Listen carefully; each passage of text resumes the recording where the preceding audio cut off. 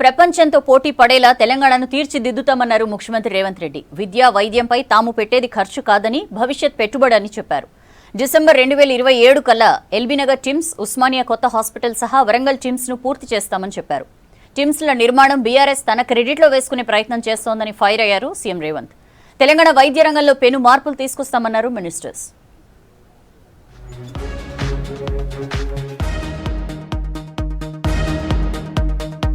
ప్రపంచంతో తెలంగాణ పోటీ పడేలా చేస్తానన్నారు ముఖ్యమంత్రి రేవంత్ రెడ్డి. సనత్ నగర్ టిమ్స్ ను రేవంత్ రెడ్డి స్టార్ట్ చేశారు. విద్య, వైద్యంలో పెట్టే ఖర్చు భవిష్యత్తుకు పెట్టుబడన్నారు. ప్రభుత్వ హాస్పిటల్స్ ను మరింత బలోపేతం చేస్తామని చెప్పారు. వైద్యంపై ఈ స్థాయి ఖర్చే ఏ రాష్ట్రం చేయట్లేదన్నారు. గత ప్రభుత్వం శంకుస్థాపనలు తప్ప ఏవీ నిర్మించలేదన్నారు సీఎం. 2027 డిసెంబర్ 9లోపు ఉస్మానియా, అల్వాల్, ఎల్బీనగర్, వరంగల్ హాస్పిటల్స్ పూర్తి చేస్తానని మాటిచ్చారు.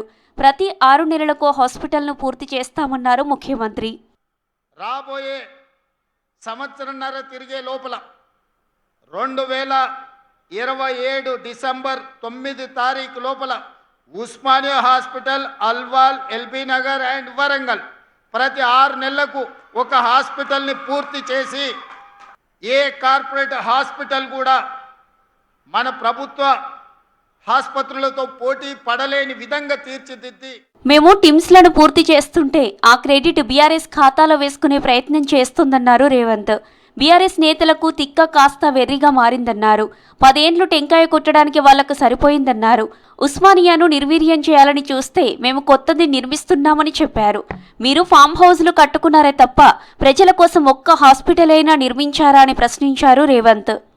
కానీ మన ప్రభుత్వం వచ్చిన తర్వాత ఉస్మానియా హాస్పిటల్ పక్కనే ఘోష మహల్లో 30 ఎకరాలలో 2700 కోట్ల రూపాయలతోటి 2000 పడకల మల్టీ సూపర్ స్పెషాలిటీ హాస్పిటల్ని ఉస్మానియా దగ్గర ఈరోజు మనం నిర్మించుకుంటున్నాం. తొందరలోనే మనం పూర్తి చేసుకోబోతున్నాం. రాష్ట్రంలోని 6 సూపర్ స్పెషాలిటీ హాస్పిటల్స్ పై 3880 కోట్లు ఖర్చు చేయబోతున్నామన్నారు భట్టి. నిధుల కొరత ఉన్నా అక్టోబర్ నుంచి జూలై వరకు 1000 కోట్లకు పైగా ఇచ్చామని చెప్పారు. ఒక్క సనత్ నగర్ టిమ్స్ కు 1106 కోట్లు ఖర్చు చేశామని చెప్పారు భట్టి.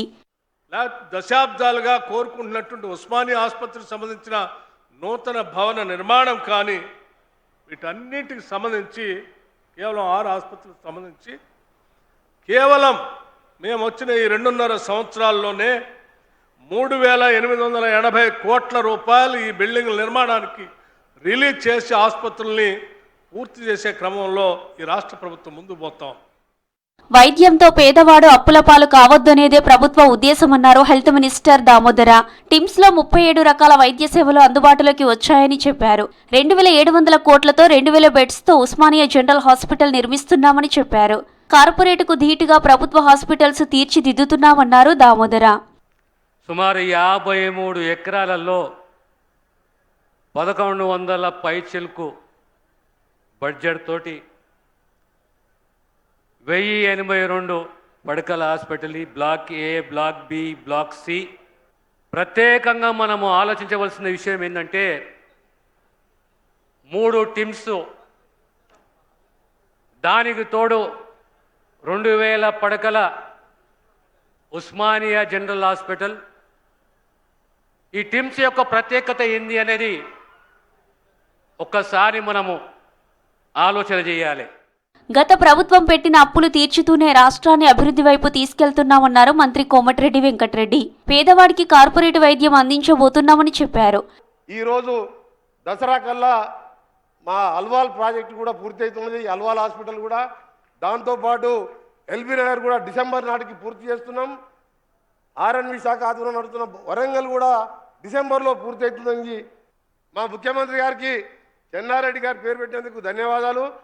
మా ముఖ్యమంత్రి గారికి మా దామోదరణ గారి తరపున ఇద్దరం మా ఎల్బీనగర్ హాస్పిటల్ కూడా కొండా లక్ష్మణ్ బాబుజీ తెలంగాణ కోసం 93 ఏళ్ల వయసులో దీక్ష చేసిన పేరు పెట్టాలని నా విజ్ఞప్తి. వైద్య రంగంలో పెను మార్పులు తీసుకొచ్చామన్నారు మంత్రి పొన్నం ప్రభాకర్. పేదలకు ఖరీదైన చికిత్స అందిస్తున్నామని చెప్పారు. పేదవాడు సంతోషంగా ఉంటేనే ప్రభుత్వ లక్ష్యం నెరవేరినట్లని చెప్పారు. వైద్యం నారాయణ హరి డాక్టర్ దేవుడితో సమానం.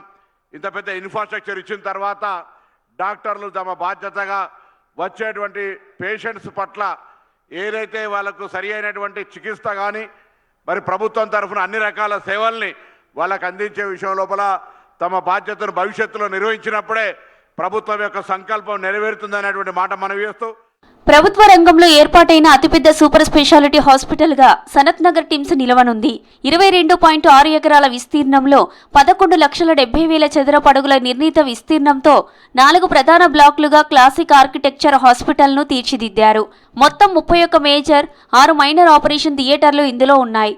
దేశంలోనే తొలిసారిగా ఒక ప్రభుత్వ హాస్పిటల్లో AI ఆధారిత న్యూమాటిక్ ట్యూబ్ సిస్టమ్ను అందుబాటులోకి తెచ్చారు. హైదరాబాద్ పరిధిలో 22A జాబితా నుంచి ప్రైవేట్ ఆస్తుల్ని తొలగిస్తామన్నారు మంత్రులు. కొన్ని తప్పిదాల వల్లే భూములు నిషేధిత జాబితాలో పడినట్లు చెప్పారు.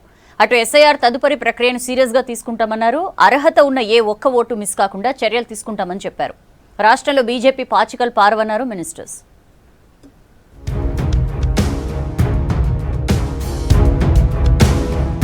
ప్రైవేటు ఆస్తుల్ని 22A జాబితా నుంచి తొలగిస్తామన్నారు మంత్రి పొంగులేటి శ్రీనివాసరెడ్డి. గతంలోనే ఆ భూములు ULC జాబితాలో ఉన్నట్లు చెప్పారు. కొన్ని తప్పిదాల వల్లే భూములు 22Aలో పడ్డాయన్నారు. తమ భూములు 22Aలో ఉన్నట్లు 750 అప్లికేషన్స్ వచ్చినట్లు చెప్పారు. నిషేధిత భూములపై రంగారెడ్డి, మేడ్చల్, సంగారెడ్డి, హైదరాబాద్ జిల్లాల అధికారులతో కీలక సమీక్ష చేశారు మంత్రి పొంగులేటి.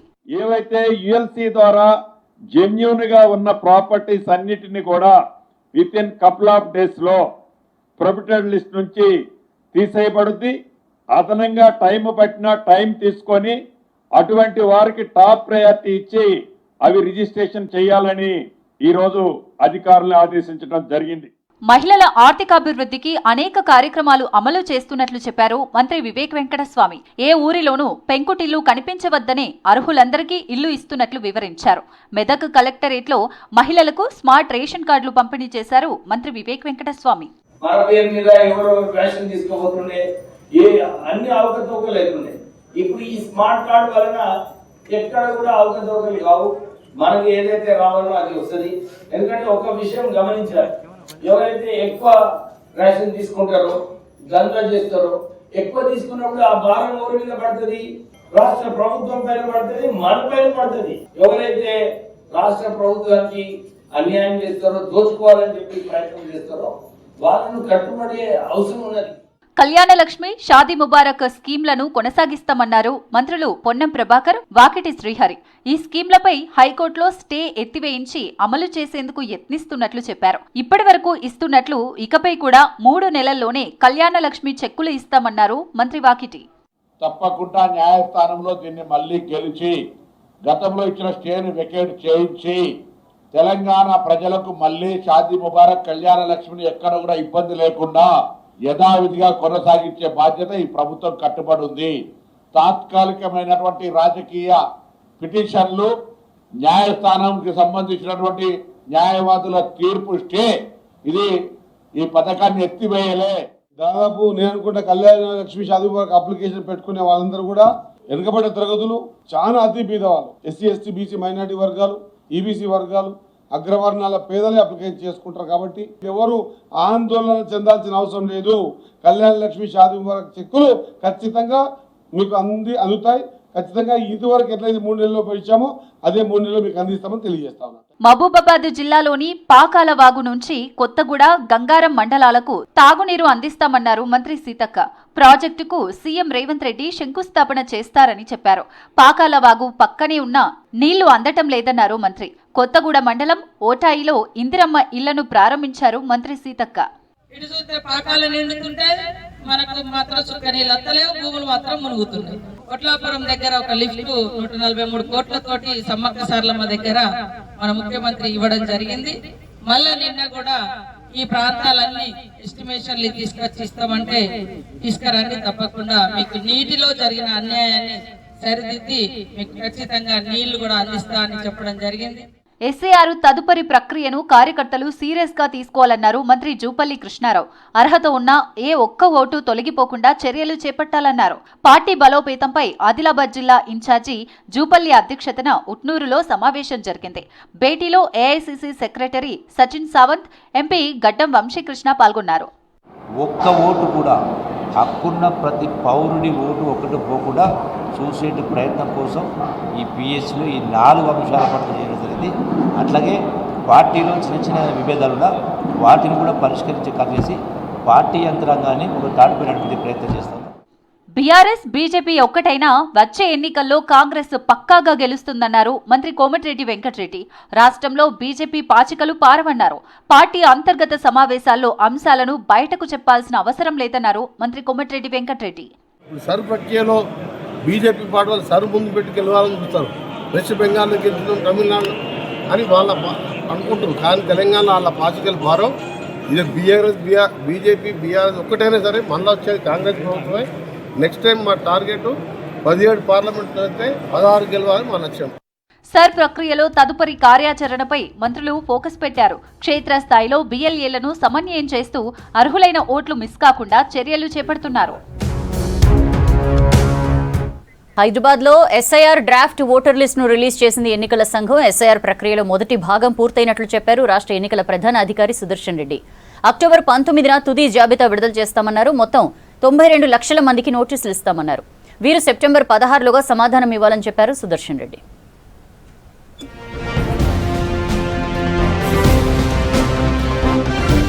రాష్ట్రంలో ఓటర్ల జాబితా ప్రత్యేక సమగ్ర సవరణ డ్రాఫ్ట్ ఓటర్ లిస్టును ఎన్నికల సంఘం విడుదల చేసింది.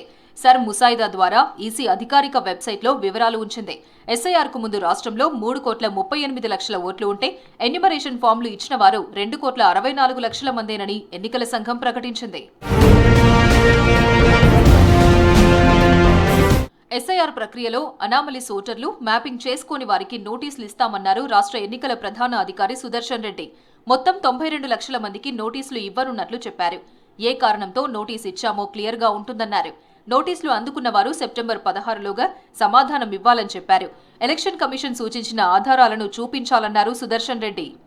నోటీస్ ఎవరికి ఇస్తారంటే ముఖ్యంగా ఎవరైతే అనామలీస్ లిస్ట్ అంటే 2002కి తర్వాత ప్రస్తుతం ఉన్న ఎలక్టరల్ రోల్కి మధ్య పేరు తేడాలు లేకపోతే వివిధ కారణాలు 11 కారణాలు ఏవైతే గుర్తించారో ఈసీ ఆ కారణాల వల్ల అనామలీస్ లిస్ట్లో రావడం జరిగింది వాళ్ళ పేర్లు. ఇవి తీసుకుంటే 60 లక్షల పైచలకు మందికి నోటీస్ ఇవ్వడం జరుగుతుంది. వీరితో పాటు 30 లక్షల మంది వాళ్ళు కూడా నోటీస్ వెళ్తుంది. ఈ 90 లక్షల మందికి నోటీస్ అనేది ఈ నోటీస్ పీరియడ్లో నోటీస్ ఇవ్వడం జరుగుతుంది. 2,64,00,000 మంది ఓటర్లు ఎన్యూమరేషన్ ఫామ్లు ఇవ్వగా 73.4 లక్షల మంది ఓటర్లు ఎన్యూమరేషన్ ఫామ్లు ఇవ్వలేదని చెప్పారు. మొత్తం 78% మంది ఎన్యూమరేషన్ ఇచ్చారని చెప్పారు.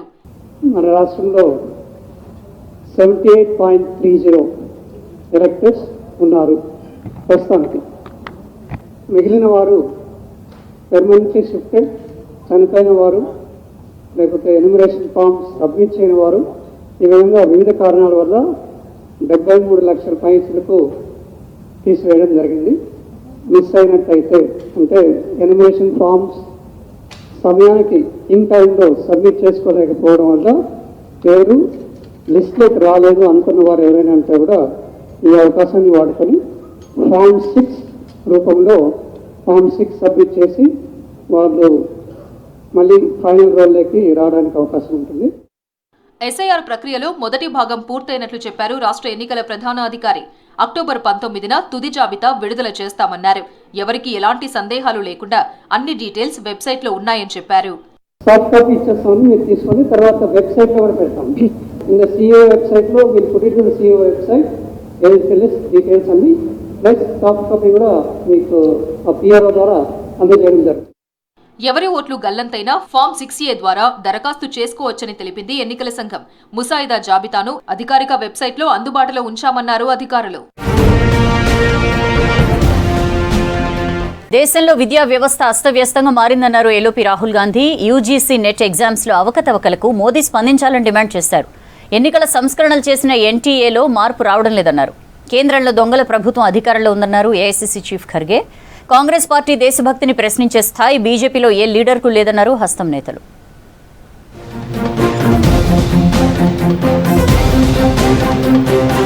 దేశంలో బీజేపీ దొంగల సర్కార్ అధికారంలో ఉందన్నారు ఏఐసీసీ చీఫ్ మల్లికార్జున ఖర్గే. విపక్ష పార్టీలను విచ్ఛిన్నం చేయడమే బీజేపీ అసలు లక్ష్యమని చెప్పారు. ప్రతిపక్ష పార్టీ ఎమ్మెల్యేలను కొనుగోలు చేసి ప్రభుత్వాలు ఏర్పాటు చేస్తున్నారని ఆరోపించారు. ప్రపంచానికి మాత్రం నైతికతపై ఉపన్యాసాలు ఇస్తున్నారని విమర్శించారు. గోవాలో పర్యటించిన ఖర్గే కాంగ్రెస్ పార్టీ దేశభక్తిని ప్రశ్నించే స్థాయి బీజేపీలో ఏ లీడర్కు లేదన్నారు ఖర్గే. क्योंकि जो एमएलए आप जिता के दिए, आप सपोर्ट करें, इसका मतलब यहाँ पर किस सरकार को सरकार बनाना चाहिए था? तो कांग्रेस को। तो ये तोड़ फोड़ के जोड़ के अपना सरकार बना लिए, तो मैं क्या बोलूं? चोरों की सरकार है बोलूं, क्या बोलूं? ये लोग हमको सिखाते हैं मोरालिटी। యూజీసీ నెట్ పరీక్షలో లోపాలపై ఆగ్రహం వ్యక్తం చేశారు లోక్సభ విపక్ష నేత Rahul Gandhi. English, commerce, sociology subject question పేపర్లలో అవకతవకలపై కేంద్రాన్ని నిలదీశారు. నేషనల్ టెస్టింగ్ ఏజెన్సీ అనేది విద్యార్థుల పాలిట శాపంగా మారిందని విమర్శించారు. మోదీ పాలనలో విద్యా వ్యవస్థ ఒక ఎక్స్ట్రాక్షన్ మషిన్గా మారిందని, మీరు తెచ్చిన ఎన్టీఏ ఏం చేసిందో చూడండి మోదీ గారు అంటూ ఎక్స్లో పోస్ట్ చేశారు రాహుల్.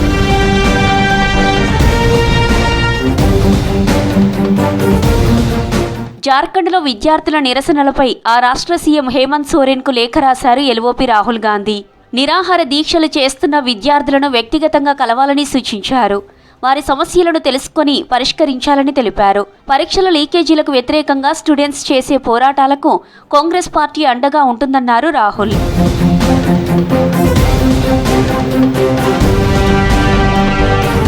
ఆదాయానికి మించి ఆస్తుల కేసుకు ఎల్ఓపి రాహుల్ గాంధీకి ఊరట లభించింది. గతంలో అలహాబాద్ హైకోర్టు ఇచ్చిన ఉత్తర్వులపై సుప్రీంకోర్టు స్టే విధించింది. తదుపరి ఆదేశాలు వచ్చే వరకు హైకోర్టు విచారణ నిలిపివేయాలని ఆదేశించింది. అలహాబాద్ హైకోర్టుకు ఎలాంటి నివేదిక సమర్పించవద్దని సిబిఐ ఈడీని ఆదేశించింది. రాహుల్ వాదన వినకుండానే అలహాబాద్ హైకోర్టు ఆదేశాలు ఇవ్వడంపైన ఆగ్రహం వ్యక్తం చేసింది కోర్టు.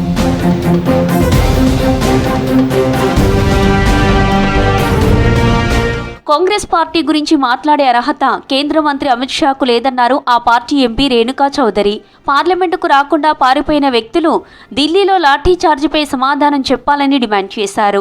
ఆ విషయాలను డైవర్ట్ చేయడానికే వందే మాతరం గీతం ప్రస్తావన తెరపైకి తెచ్చారని ఫైర్ అయ్యారు రేణుకా చౌదరి. अभी अभी ये नया भक्त बन गए वंदे मातरम की।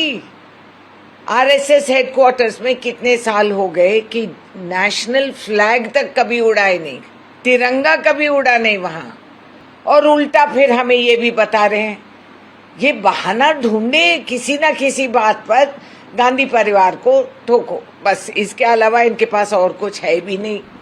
దేశంలో ఎగ్జామ్ పేపర్ల లీకేజ్ అక్రమాలకు వ్యతిరేకంగా ఢిల్లీలో ఎన్ఎస్యుఐ శ్రేణులు భారీ నిరసన చేపట్టారు. NEET leak, UGC NET English, commerce, sociology పరీక్షా పేపర్లలో లోపాలకు వ్యతిరేకంగా ఆందోళనకు దిగారు. నేషనల్ టెస్టింగ్ ఏజెన్సీ చీఫ్ రాజీనామా చేయాలని డిమాండ్ చేశారు. ఎన్టీఏపై నిషేధం విధించాలని ప్లకార్డులు ప్రదర్శించారు నిరసనకారులు. नरेंद्र मोदी जवाब दो,